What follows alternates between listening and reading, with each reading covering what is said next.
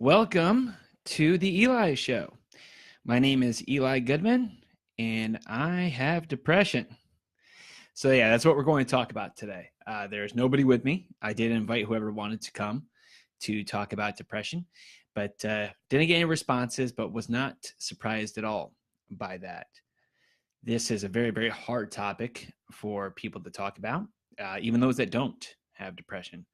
But it's something I wanted to talk about, even though this is not going to be funny. I know that I tried to make the Eli Show very comedic and fun and things of that nature. But with the news lately, when you look at two very high profile people committed suicide recently, and that is Kate Spade, who I was not aware of her before that happened, but she's a fashion designer. And she took her own life in her own apartment. And then there is Anthony Bourdain, who I was aware of him. He has a show, I think, on CNN, where he goes around the world and eats different foods in different areas and things of that nature, and a very, very popular program there. And so when looking at responses to that on Twitter and on comments on websites where I read about what happened to those two folks, there seems to be a lot of misconceptions out there when it comes to things like depression and suicide. So as somebody that has dealt with this for quite a long time, I just want to talk about it. And since I did create this outlet, the Eli Show, to talk about those kind of things, I decided to do that, even though I really, really thought long and hard about it, because there is a certain stigma still attached with suffering from depression. And a lot of people that do not misunderstand how it works. So just a couple of things before we get going here. When I do talk about depression, I often refer to people that do not have depression as normal people. And I do understand that even if you don't suffer from depression, doesn't mean that your life is completely awesome. We all have our shit that we have to deal with, and whether you have depression or not, life is very difficult. So I do understand that. So when I say normal, I don't mean that your lives are great. I just mean that you do not have this particular chemical problem when I say that. And obviously, this is not going to be a very funny topic. Now, some of the things that I did see when looking at these high-profile people that committed suicide recently, a lot of the comments I deal with, well, who cares? Just because they're a celebrity, why should we care if they commit suicide? Or even if people are concerned about suicide rates, for instance, it's estimated that 800,000 people per year die from suicide, and that's a lot. There's 7 billion people on the planet, but 800,000 commit suicide per year. That's a pretty alarming number. But if it takes the suicides of high-profile people to bring more awareness to it, now I don't want them to commit suicide, but I do see people also talking on there about, well, we should pay attention to this no matter who is committing suicide. And I understand where that thought process comes from, but it's just the way that we work as far as a society. If a celebrity does something, it creates more news than if a normal person does something, or a non-celebrity, I should say. So I do not have a problem with the media paying more attention to it if it's a celebrity, because that's just what they do. They do that to get ratings. But some other statistics that are pretty alarming about suicide and depression in particular. 6% of high school students in the United States commit suicide. That's, so grades 9 through 12. That is a very alarming statistic because of, well, I don't even know how to say this, just not understanding the problems that younger people are going through. I know that, I was officially diagnosed with depression 4 years ago, and I'll talk more about that in just a little bit. But that's the official diagnosis. I've been dealing with it since I was 12 years old. Is really when I remember really starting to have some problems. And I particularly remember when I was 16, really contemplating suicide, even going as far as researching the type of pills that you could take that would do the job, if you will. That's how far I got towards it when I was just 16 years old. So that's something that really bothers me when I hear that 6% of high school students commit suicide. 29% of those in the LGBTQ community commit suicide. That's a very, very high number. 41% of those that identify as transgender commit suicide. So another huge statistic there. And one of the things that I don't know if it's something that I think about a lot, but I never served in the military, but I do have a great amount of respect for the people that do. I'm wearing my my Murph t-shirt today, which Murph is a CrossFit workout that honors Lieutenant Michael Murphy, who died in Afghanistan in 2005. But there are a lot of veterans that go over there that come back. They come home. So they didn't lose their lives in battle, but they lost a piece of themselves, really. And 22 veterans a day commit suicide. 22 veterans a day. There actually is a charity that I don't even remember. Darn, I forgot what it was. There is a charity that the idea is you do 22 push-ups a day for 22 days, and then you donate and things like that. So do an internet search for that. I completely spaced it on that one and didn't have that here. And so there's some main things that when I saw people commenting on social media, and none of you, nobody that I actually know, but things like Twitter and just the comments that you see under typical articles on internet sites, that I just want to go over and just basically say, okay, this is how the perspective is from somebody that does suffer from depression.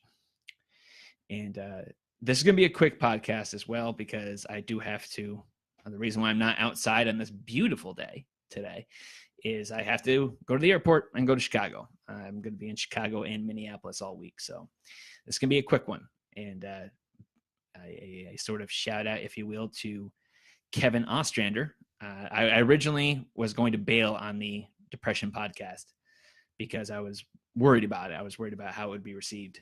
And he said, you have to keep your voice consistent. Told me that this morning.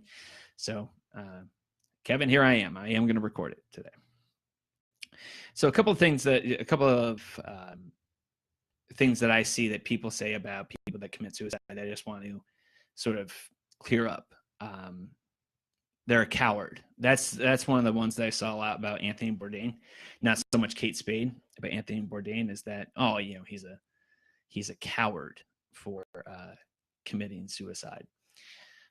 That one really bothers me, because if you really are truly fortunate enough to not suffer from depression, now it's not the same sort of courage as like charging into the field of battle, and it's not the same sort of courage as, like lifting a car to free somebody or something like that.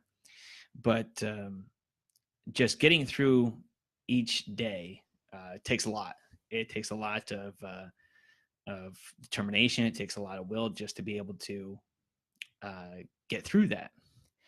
And so if you call somebody a coward because they commit suicide, I think that you're probably a coward in your own life, and you're just trying to portray that, project that onto other people. I could be wrong, but people that take their own lives, they don't do it on a whim, and and to call them a coward is really, really, it doesn't help things. It doesn't help the problem at all. Another one that I saw, though, quite a bit, specifically about these two people, and I've seen it before with things like Robin Williams or some of the other high profile, the guy from Linkin Park that I don't know his name, Chester something, I think is what his name is. Well, why would they do that? They have it all, they have money, they have fame, they they don't have lives like us. They don't have to do a 9 to 5, and they don't have to worry about paying the electric bill and things like that. So why would somebody like that take their own life? Bottom line with depression is that it does not discriminate. And what I really want to hammer home about depression is that it doesn't make sense. I don't know if I could say that any differently. When you have depression, you deal with a lot of normal people that say, well, what do you have to be sad about? I hear that a lot from people that do not have depression. When I talk about mine, is they say, well, you have a good job, you make decent money, you're not destitute, you have a lot of great friends, and you have your health and things, and those are all absolutely true. But the thing about depression is that it doesn't make sense. When you have depression, these things. I'm aware that my life is, as far as the circumstances, is pretty good in comparison to a lot of other people. I do see people that are living paycheck to paycheck, and they and maybe they have some people in their family that have gotten ill, then of course you hear about people that don't live in the United States, that live in some of these countries where they don't have clean water and things like that.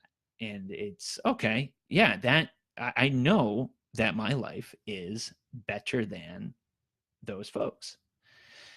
But yet still, there are days where I can't get out of bed. Still, there are days where I think that nobody likes or loves me and things. And I know that those things are false, but it's just, that's the thing about depression, is that it doesn't make sense. That you got it pretty good, and these things are still, you still have this weird feeling inside, and it really, really bothers you. And I will say this, when you say that to people that are depressed, what do you have to be depressed about? That actually increases our anxiety, because now there's an element of guilt involved with, on top of all the other emotions that you're feeling. When people tell me, you shouldn't be depressed, I say, I know. But that adds, that's like, okay. So not only do I have this problem, but I shouldn't have it. And it makes me feel guilty about having that problem, which adds another element of, it just adds more to it. It adds more onto it. All right. So right now, my nephew is trying to do a video call with me. I'm going to ignore that.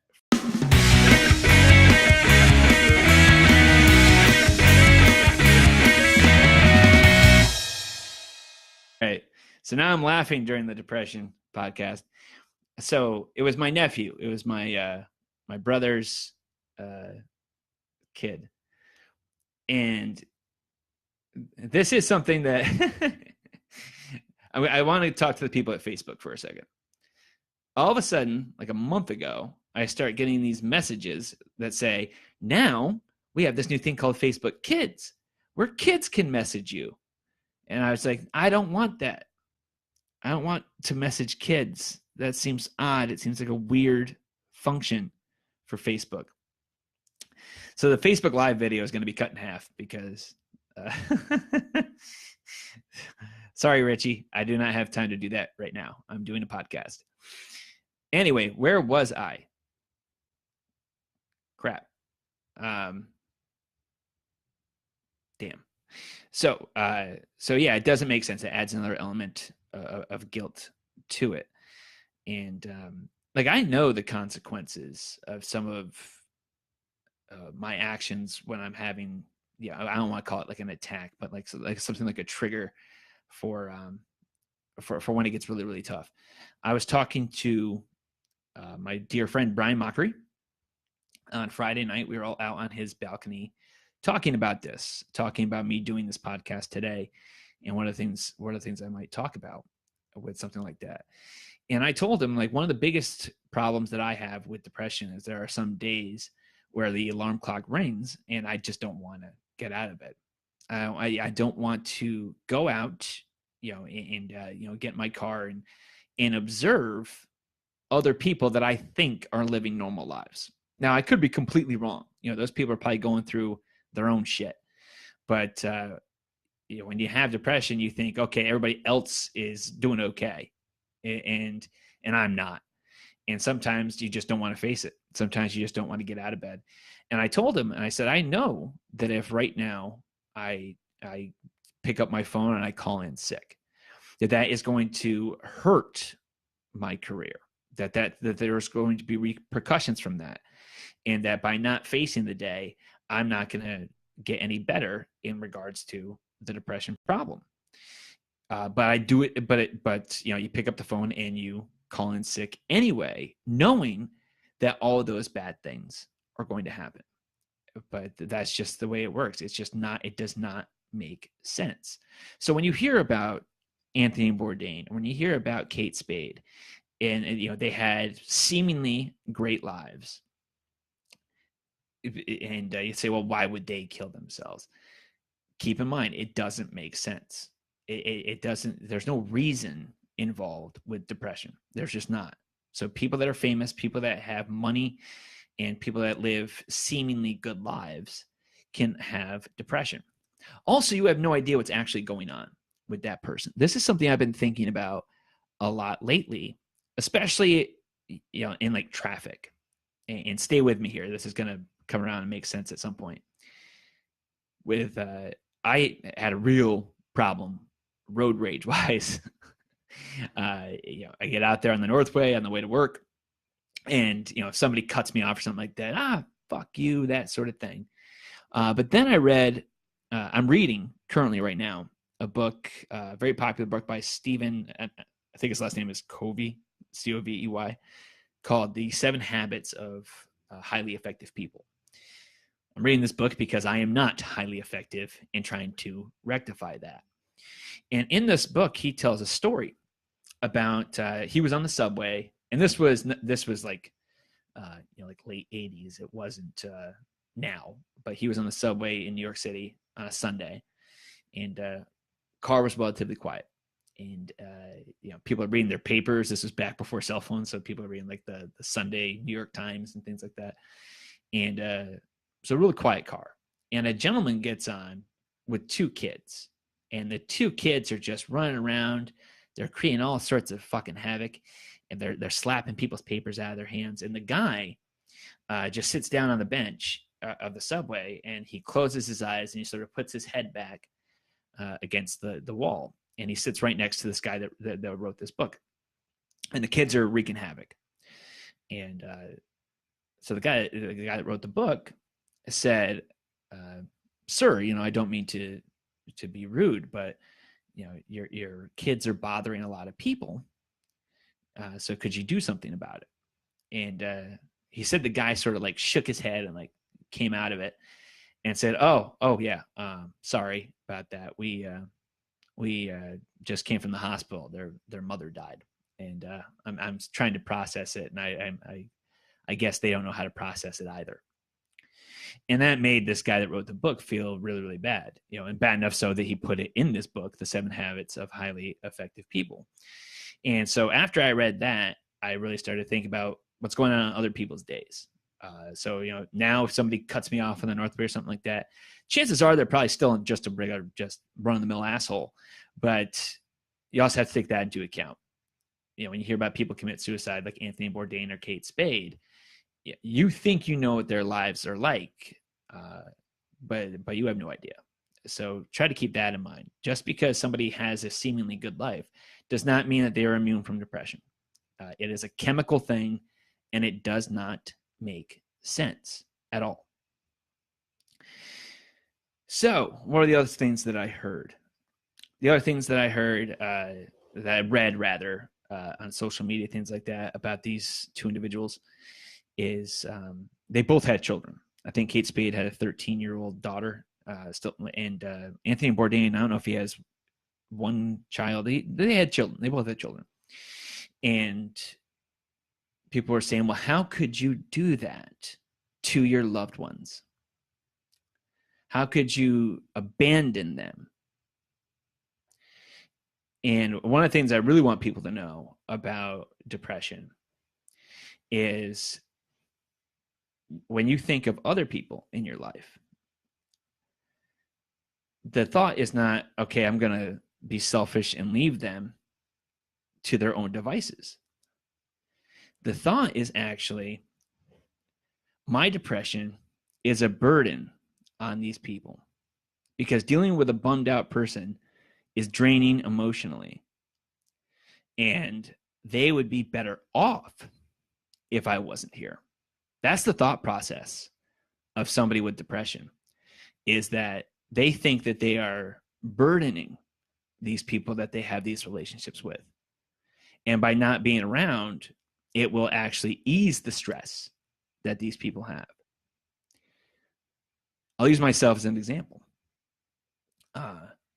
In the last few months, there have been a few times where some of my very close friends have done stuff, and you can see it on social media. You can see it on Instagram, you can see it on Snapchat, gone out and done activities where they did not invite me.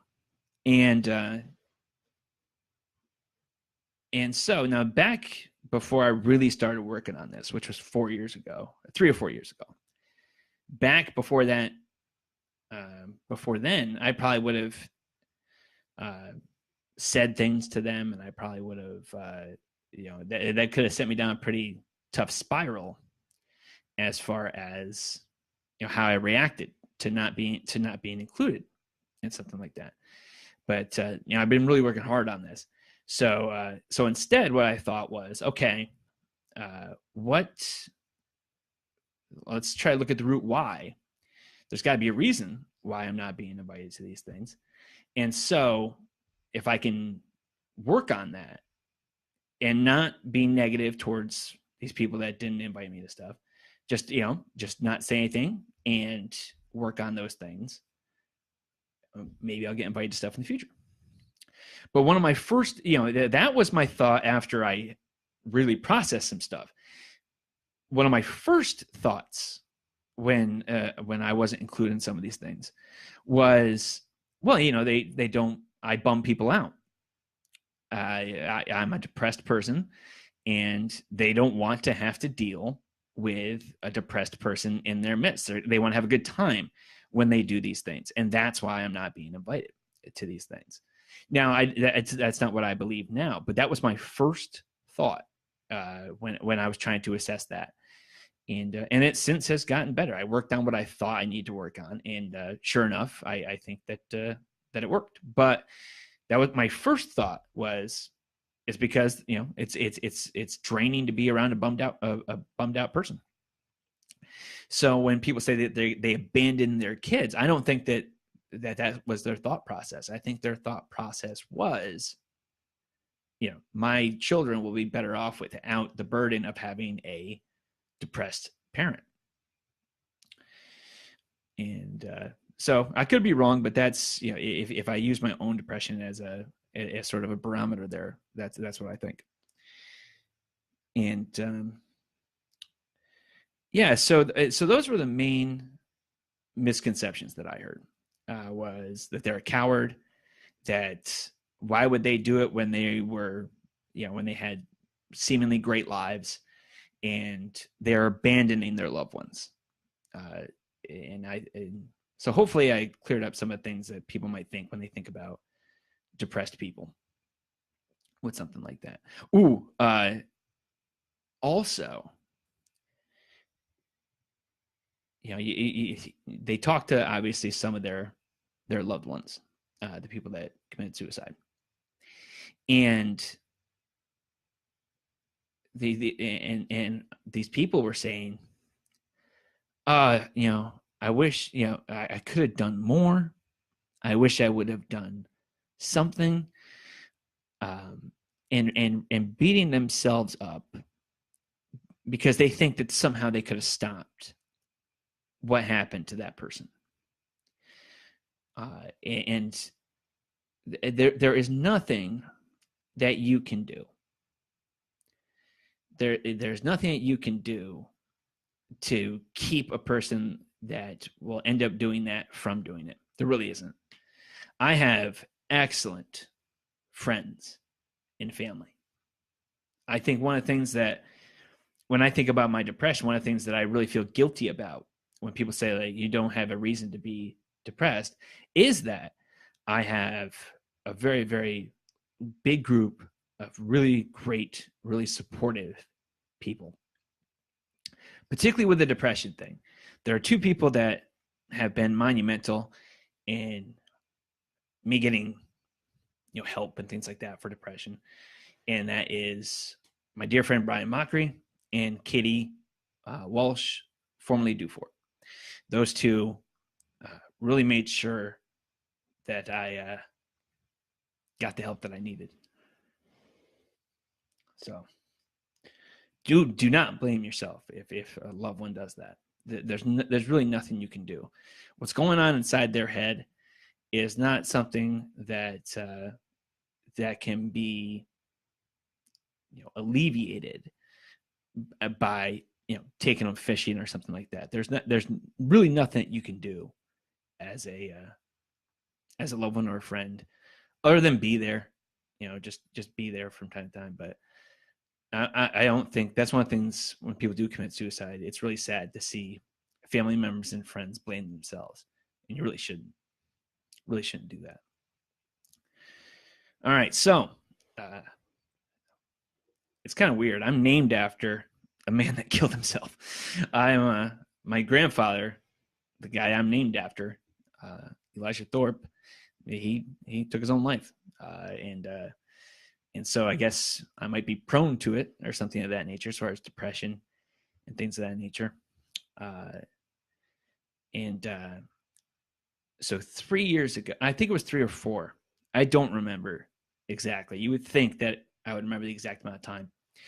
But when I officially got diagnosed with depression was due to I'd gotten it was I believe it was around the holidays. I believe it was on Christmas time, which just kind of amplify these feelings.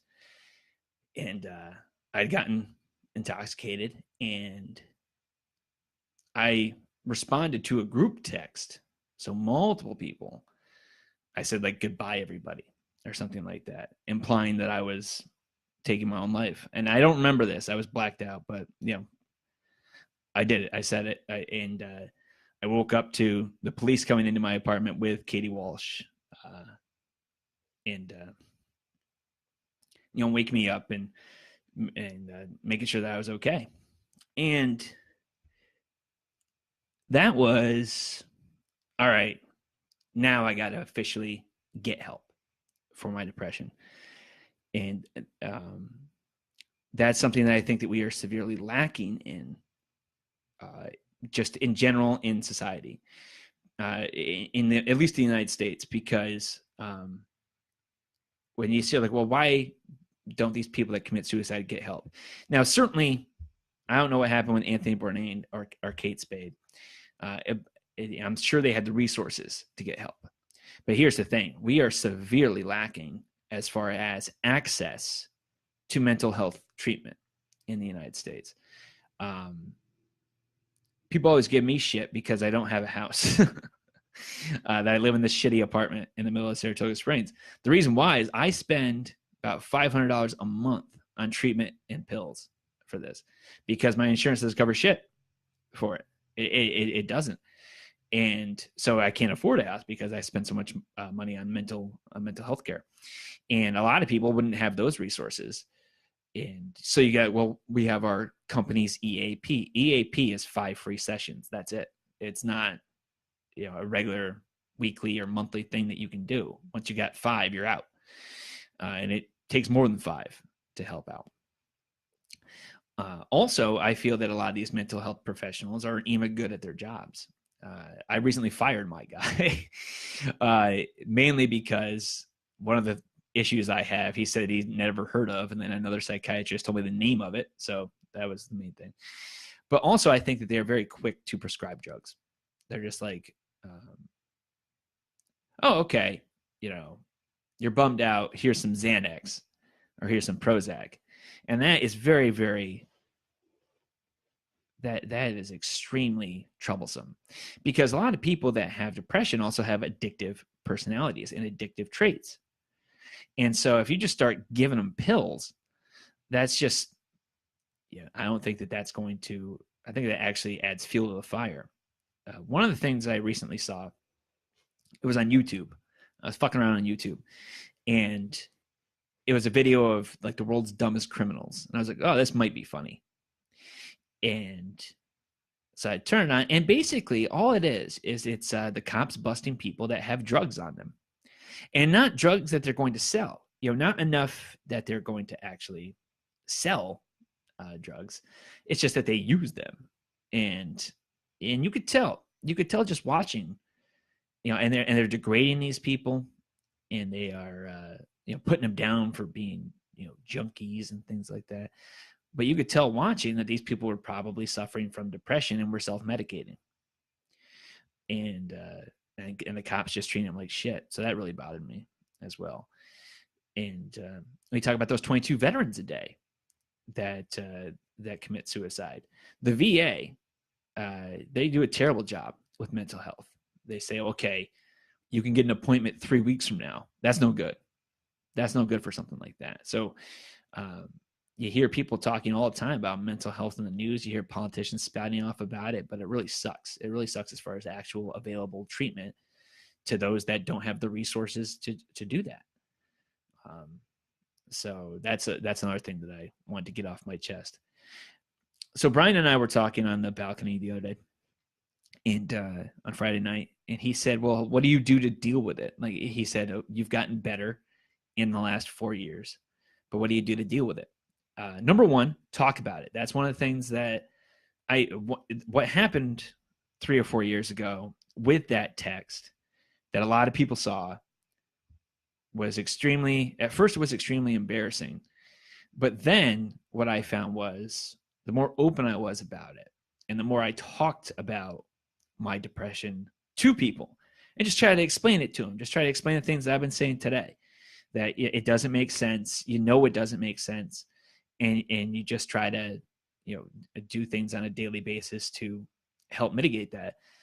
The more you talk about it, even when it's not with a professional, just the more open you are about it. It might be embarrassing at first, and you might even find some people that say some harsh things back to you, but you'll find more people that will be quite supportive. And that's something that I really think is important to do. A lot of people make fun of me for my obsession with CrossFit, and it is an obsession. But I think, but what really, I started CrossFit just to try to be more fit, to try to be more aesthetically pleasing to women. But the thing about physical exercise is scientifically, it's been proven that it releases endorphins. People talk about a runner's high. That is actually the release of endorphins into the system and giving you sort of a euphoric feeling. And with intense exercise like CrossFit, that actually lasts for a good portion of the day. So the best I feel each day is right after, the 1 hour that, right after CrossFit has finished. That's the best I feel emotionally. And I think that I don't want to speak for all of my CrossFit friends and the people I work out with, but it does seem as though that some of the people might be in the same boat. When they tell me stories about how they came to CrossFit and their lives before CrossFit, it does tend to have some patterns. Another thing that exercising does is and I can't quite remember this word. It's neurotrophic growth factors that actually what they do is they help nerve cells grow and make new connections in the brain. So that's basically two of the things that I do, talk about it, and physical exercise that helps me out with that. It's not a cure for it, but it certainly is better than when I didn't do those things. And so if you are having issues like that, I do encourage you to talk about it, and also encourage physical activity. It doesn't have to be CrossFit, just something that maybe you can do for like a half hour a day to help release those chemicals. And the funny part is, that's how I kind of got hooked on CrossFit. Was it made me feel better. It helped my depression immensely. And so as a result of that, I kept going, and now I am physically fit as a byproduct of that. And so I know you guys like to make fun of me, especially when I post about it and stuff like that, but I don't care. I don't give a fuck if you want to make fun of me about it, because it really, really helps my my overall situation. All right. And so if you are struggling and you are thinking about possibly suicide and things of that nature, and you want to talk to somebody, but maybe you don't want to talk to people that you know, I do encourage you to talk to people that you know. But if you simply do not want to do that, there is the hotline. It's 800-273-8255. So that's 800-273-8255. So I really do thank you for listening to this one. The other ones are silly. The other ones are fun. But I just, when I was reading all those things that quote unquote normal people were posting, I just wanted to just sort of give my 2 cents on it, even though it's not a funny topic. So if you want to email the show, it's the Eli Show 12, the Eli Show 12 at gmail.com. You got at Eli Show 12 is the Twitter handle. And of course, you can listen to this on iTunes, as well as www.theelishow.com. If you want to come to CrossFit with me, either CrossFit 12866 or Lake George CrossFit, I will get your first session. That's on me, especially if you're suffering from depression. And if you want to talk privately about it with me, I'm more than happy to do that as well. I thank all of you for listening to this. I hope you have an excellent rest of your weekend. And next week, happy Father's Day to all the fathers out there. A couple of quick congratulations. I don't know if I should do it in a depression podcast, but got some congratulations to some of my Lake George and CrossFit and CrossFit 12866 people. They did a weightlifting competition yesterday, and Darren Fulkerson, who will be on this show in a couple weeks, placed third in his weight class. Taylor Walker, she did a great job and placed first in her weight class. And Richard Mack did an excellent job and placed first in his weight class. So congratulations to all those 3 people. Congratulations to Frank Roylance and Lisa Young for your engagement. Yay! They're going to get married. Somebody's getting married. And it's those 2. So congratulations to them. Thank you for listening, everybody. Have an awesome day. And that's it.